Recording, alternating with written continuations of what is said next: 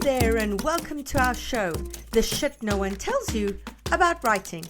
I'm Bianca Murray, and I'm joined by Carly Waters and Cece Lira from PS Literary Agency. Today's guest is the recipient of the John White Memorial Essay Award. Her essays and short stories have been anthologized in the US, UK, and Canada. She lives with her son on Treaty 7 territory in the foothills of the Canadian Rockies in Calgary, Alberta. It's my pleasure to welcome Jessica Waite. Jessica, welcome to the show. Thanks, Bianca. I'm so excited to be here. I'm so excited to have you here. So the book we're discussing today is The Widow's Guide to Dead Bastards. If there was ever a better title in the universe for any book ever, I have yet to come across it. But we will discuss the title soon. For our listeners, I'm going to read you the flap copy just so that you know what we are talking about. This book is a memoir. So, in the midst of mourning her husband's sudden death, Jessica Waite unboxed heartbreaking evidence that undermined everything she thought she knew about the partner she loved and trusted. Illicit affairs, hidden debt, and a pornography addiction obliterated her belief in their once happy relationship. Jessica struggled to rebuild a life with her young son, consumed by questions of who Sean really was and how she could have been so deceived. But when strange, inexplicable coincidences blurred the line between perception and reality, a larger mystery loomed. Was Sean reaching back, trying to make amends from beyond the grave? With unflinching candor, wit, and courage, Waite details her tumultuous journey out of rage and resentment into hope and healing. The Widow's Guide to Dead Bastards is a riveting, vivid, and surprisingly tender look at the complexities of grief, mental health, and unresolved relationships. Waite's memoir ultimately reveals the most compelling love stories aren't perfect, they're poignantly real and defy all expectations. Now, Jessica, before we dive into the book itself, I would love to hear about your journey to publication, starting with how you began writing this as a way to healing. All right. So thank you so much. Yeah, I was not a writer. This is my first book that I've ever written, and I learned how to become a writer in order to tell this story. So it took about 7 years. It took a lot of classes, workshops, trainings, mentorships. So I started basically writing as a kind of catharsis, a kind of healing. And then as I was getting a little bit of distance between the thoughts that were circling around in my mind and things coming out on the page, I started to understand that the things that happened to me stacked up in kind of an anomalous way, but they're things that are relatable to everyone. And that's what is the heart of a memoir, that there's a universality to the story that you're telling. And in my heart of hearts, like I've always loved books and reading. I always kind of wanted to be a writer. And so I just felt compelled to write this story. I think the 7 years is hard, like for a lot of people. I'm thinking it's going to take a long time, but there are two big perils, when you're telling a story like this. Like one is that you're going to quit, and the other one is that you're going to submit too early. And I knew from quite early on, once I decided to publish, that I was going to have to do a book proposal, that I was going to have to at some point sell and market the book. And so as I was learning to write, I was also listening to the shit no one tells you about writing and paying attention to all those kinds of things, so that when the time came to try to publish, that I was ready for that. Yeah. So shall I go on? Well, yeah. And I mean, you would have learned from listening to the show how difficult memoirs are to sell, especially when you're not famous, especially when there isn't a big platform. So, I mean, that could have been something that you allowed to freak you out or make you despondent, but you clearly didn't. So I'd love to know, I know that you said in the book that you started doing some of the writing through one of Elizabeth Gilbert's initiatives, I think, and you formed a group of people whose work you were reading and critiquing. So it sounds like you had like a writing group as well. Is that right? Yes, that's right. So that is one of the reasons that I didn't quit, because I found community, I found writing partners, and I met these people through classes. And like, because you do matchups, like it takes a bit of like hit and miss before you find like your real people. But I was really lucky with that class. It was led by Martha Beck and Elizabeth Gilbert, that there were a lot of like-minded people. And so I was quite lucky in finding some kindred spirits early on. And we've stuck together as a writing group. And then again, this is like an extension of that. one of the big hurdles as like someone who's like just starting out and doesn't see yourself as a writer, like you don't have any kind of resume, any kind of credentials, and you need to like take that first step to show your writing to other people. And that, so as I started to do that and build up the courage, that's how I ended up getting referrals to agents later on, because I was showing my work to professional writers, and then they believed in me and gave me an introduction. And so when it did come time to start submitting to agents, I ended up writing a really I started out with the traditional way of querying, and then I had one referral left that's her website said that she didn't accept memoir. So I didn't try her right away, but I wrote an unorthodox query letter, which I have shared on the Substack on the publication day. So if anyone wants to see that, they can look it up, and ended up getting my agent response in about 20 minutes. We signed the next day. And then when we went on submission, the book ended up getting snapped up in a preempt. It looked like it was going to go to auction, but the offer came in from Simon and Schuster in about a week, just a little over a week. So yeah, it was really lightning speed. I was not prepared for that, because everyone tells you it's going to take a long time. And I think usually it will, but yeah, I would credit some of that to like putting the work in on the front side and not going until you really know that you're ready to go.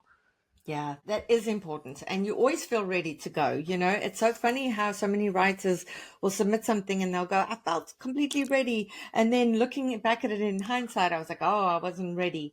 But, you know, if you do put in the work, if you do have the writing group and the critique partners, and like you say, showing it to really good writers who are giving you feedback.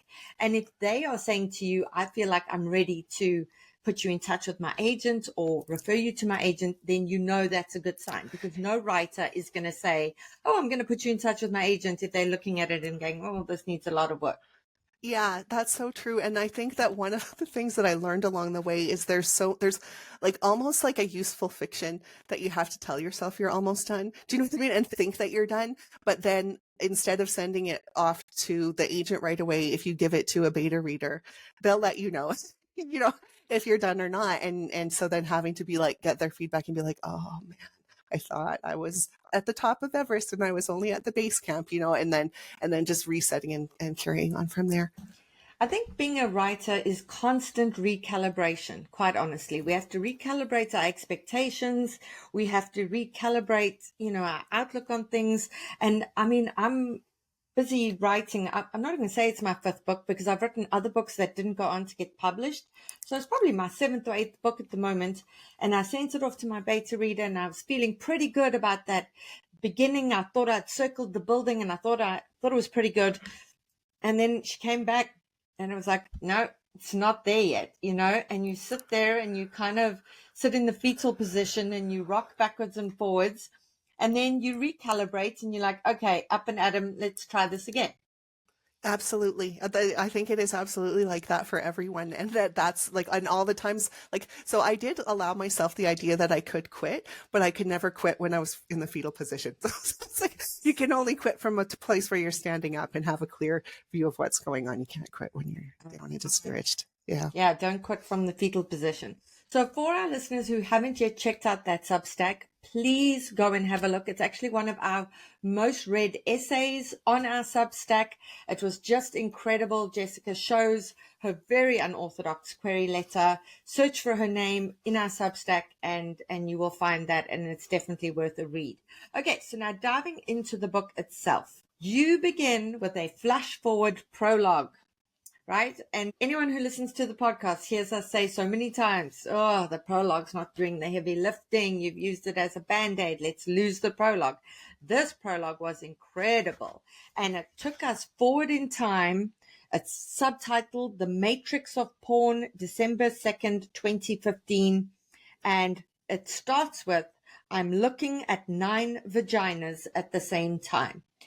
So, boom, we've got a prologue that grabs the attention, leaps forward in time, or perhaps, I don't know, maybe I misunderstood. Maybe that's where it begins and everything else comes back. But I loved how you played around with the timeline here.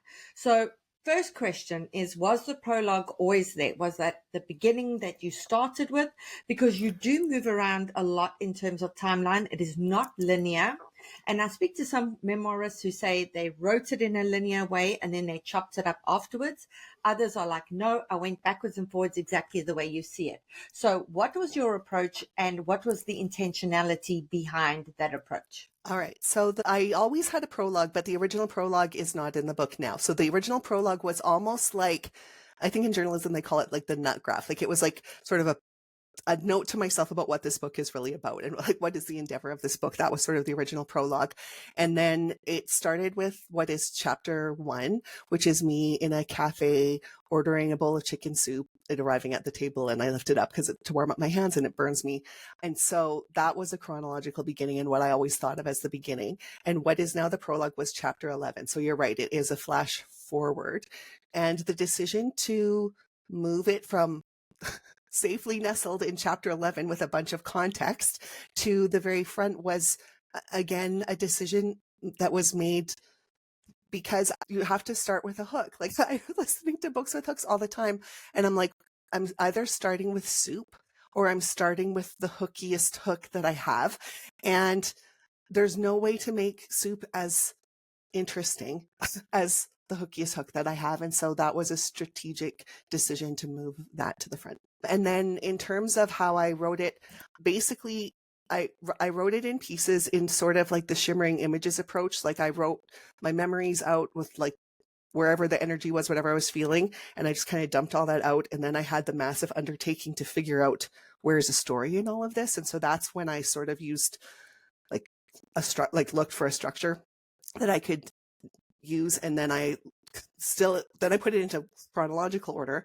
And then the final iteration is actually, I used a mentor text because in my story, most of the drama and the like really sort of outrageous events happen in the first 6 weeks of the chronological time. And then the rest of the healing journey takes place over 3.5 years. So it's really hard when you have a story where there's most of the action at the front and it's memoir. So you can't, make up new things to put in there to fill in any of those lulls in the action.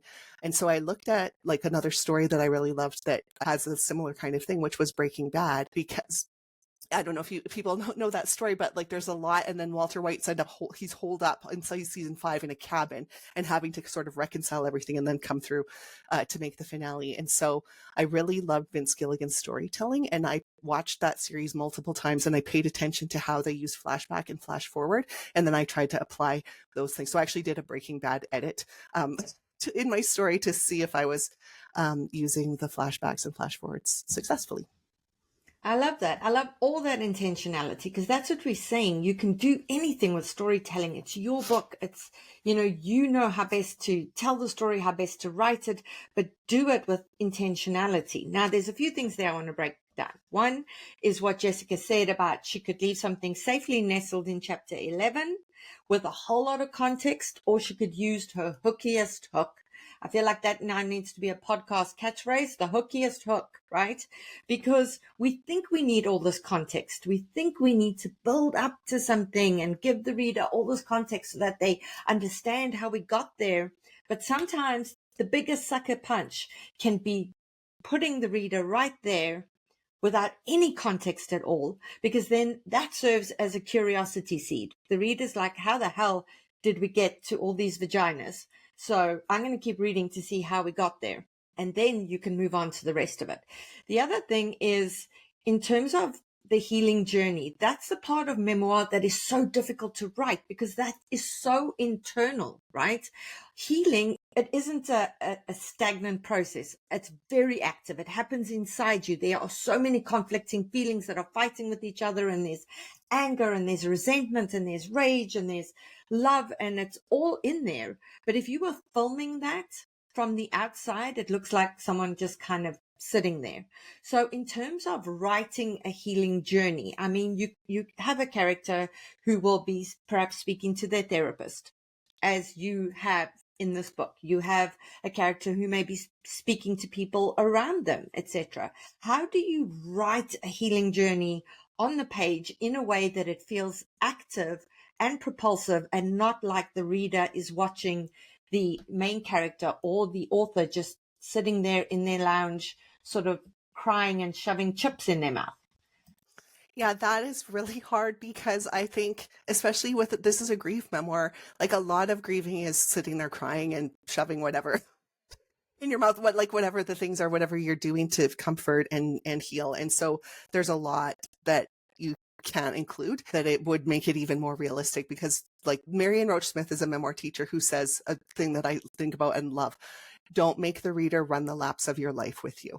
And because we all have our own lives, we all have the things that we go through and we don't want to spend that time like we need to really cut those things out. And so what I realized that I needed to do was like pick the most like I think at its heart like memoirs about transformation and people come to it because there's something that they're going to go through or have gone through in their own life where there's maybe some kind of lesson in it for them, but you don't want it to be didactic and some kind, it's like here's the lessons that I learned. Some books are like that, but that's self-help, right? And so I tried to figure out like if I could pinpoint, because I was paying attention to my own healing, and if I could pinpoint the moments that were the most sort of interesting and the most healing and just sort of layer that in, then someone who's going on this journey with me could maybe have the same sort of micro transformation as I was feeling through those scenes. And they were often with other people because strange wild things were happening. So I'd go for a massage and the body worker would like have some kind of intuitive vision and tell me about it. Like that did not used to happen before. And now it was happening with more than one massage therapist. And so I'm like, well, this is interesting. And so I'll write about that. And so I just sort of decided based on what was most impactful to me and what I thought helped with the mission of the book, like sort of the thesis of the book. Because the question that I was really asking and grappling with was, can relationships heal beyond the veil of death? And so if I thought that the scene supported the grappling with that question, then I would include it. And so, yeah, that's sort of, those were the guideposts that I was using. Yeah, geez. Something no one prepared me for is how massage therapy can actually unlock so much emotion.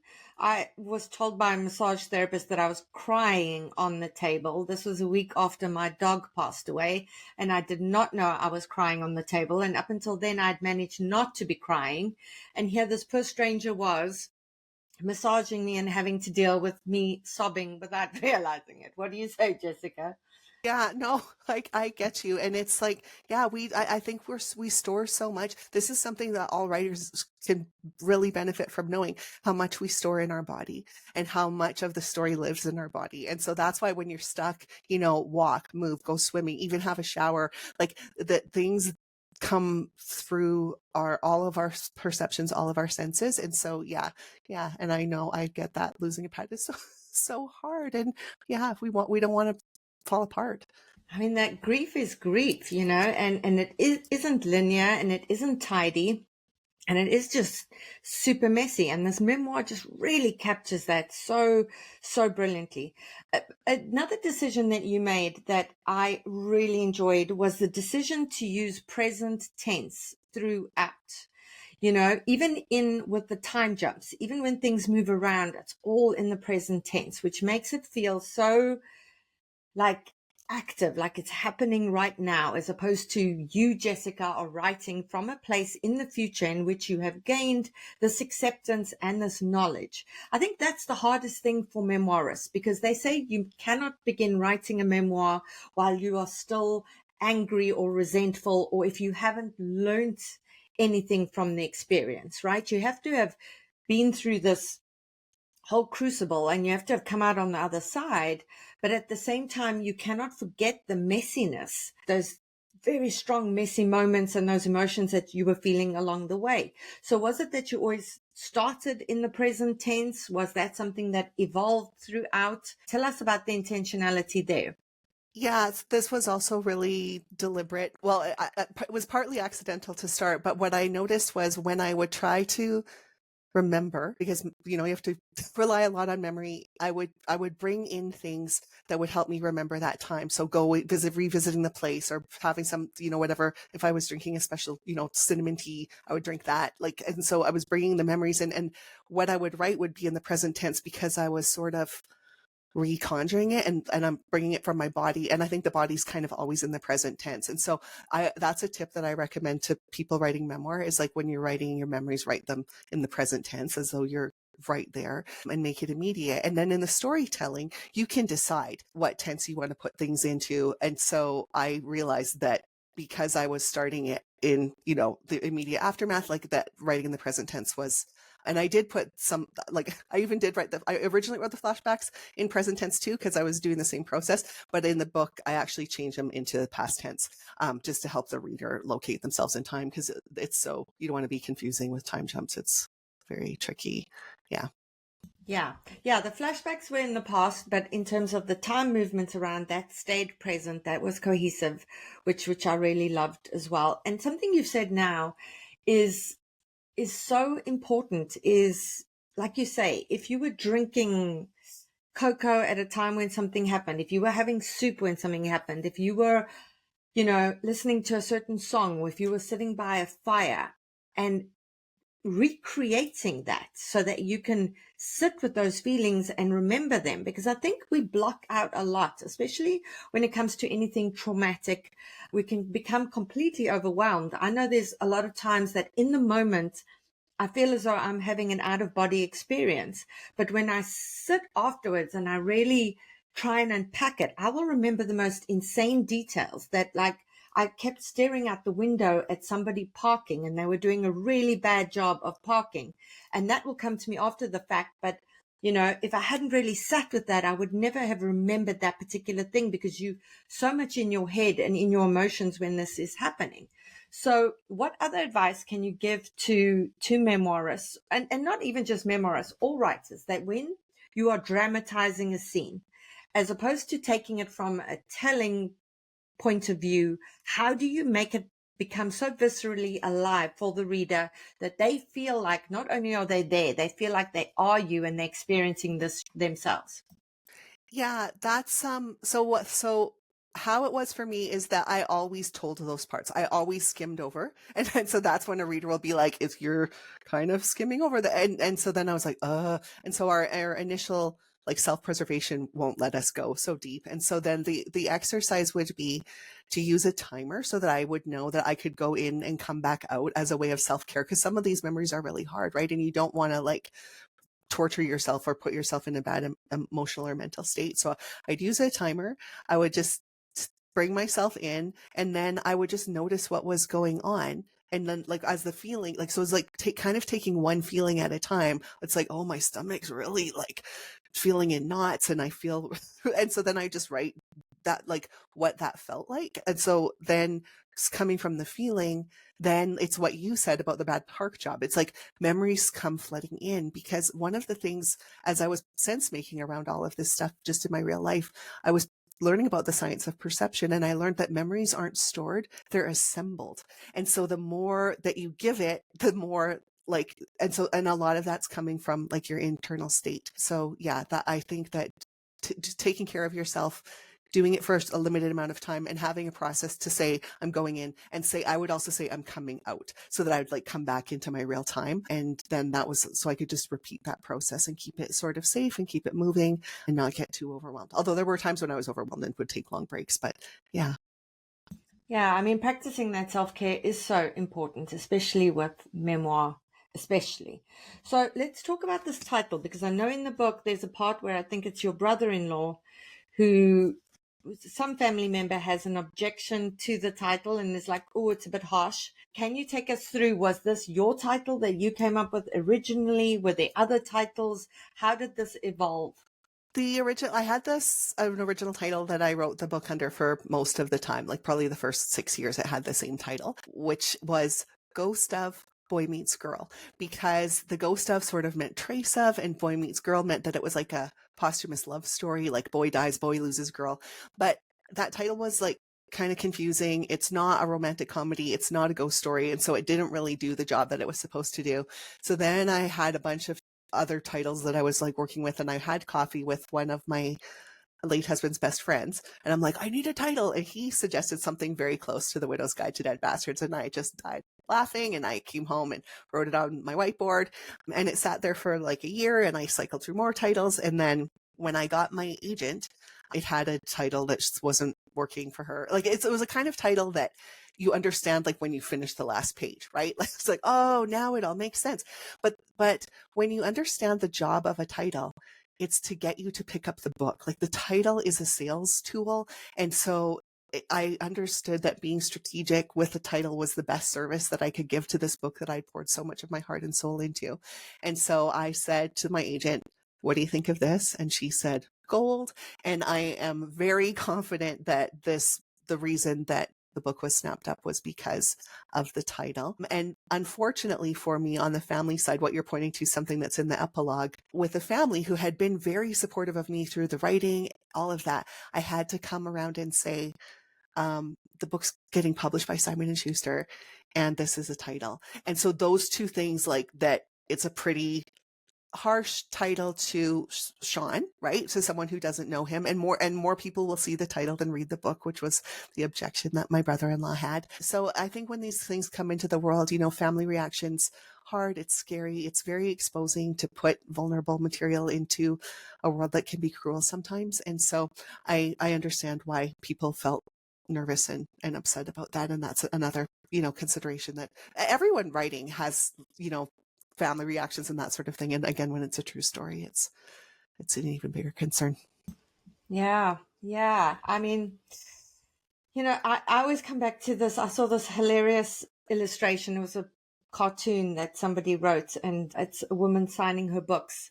And the book is called My Awful Shitty Childhood or something like that. And her parents are in line to get the book signed, and they go, "We're so sorry. If we knew you were going to become a writer, we would have been better parents." It just cracks me up every time I see it. And I mean, you, as the person who went through all of this, you have permission to, to say what you went through. You have permission to express that. And I think a lot of memoirists are so busy tiptoeing around how everybody else is going to react to their truth that they lose sight of their truth. So what's your advice to them there? Yeah, I think that the good thing about how long this process takes and how many sort of obstacles and hurdles there are along the way is you really build up your courage with every decision that you make. And then, like you said, you're constantly recalibrating, seeing how things work out. And so for me, the longer, like the first time I had to say this title to, like, someone's like, "Oh, you're writing a book. What is it called?" I'm like, "Oh my God." Like, I'm just looking at the floor, wishing it would open up so I could fall in. Like, it's like, so there's all of these, so like, but I've learned how to sort of stand in it and how to be with it. And the longer that it's out there, the happier I am that I went with it, and the more ways that I have to read it. So it's actually, it can be very harsh. It can be, a little bit provocative. But there's also like a sense when you get to the end of the story and you feel like, I felt like in the story, like, was I receiving some kind of guidance? You know what I mean? Like, it's like that there's a different way that you can read it at the end than the beginning. And so I think that's also a test of a good title too, is that the meaning can transform as you have a deeper Yeah. knowledge of the Yeah, story. I found it very cathartic, a very cathartic read. So, yeah, I totally get that. One thing, last question before we end is, I don't want our listeners to always just see the publishing of the book as the end goal. And then they're like, "I just want to see my book get published," because there's things like post publication. And something that I'm always interested in, especially for memoirists, is speaking to book clubs, speaking to people about your book. Because I mean, mostly today we focused on craft and your decisions that you've made about telling the story. But when a book club picks up your book and they read it, they are going to be asking you an awful lot of personal questions. This is your life laid bare. And I think it's hard enough to do that in that moment in your little room where you're writing it and you're putting it on the page and you're reliving it for yourself. But what comes afterwards when you have to kind of relive things a lot of times over and perhaps be interrogated about things that you maybe held back from in the book for certain reasons? How have you found that experience to be, and what is your advice to other memoirists there?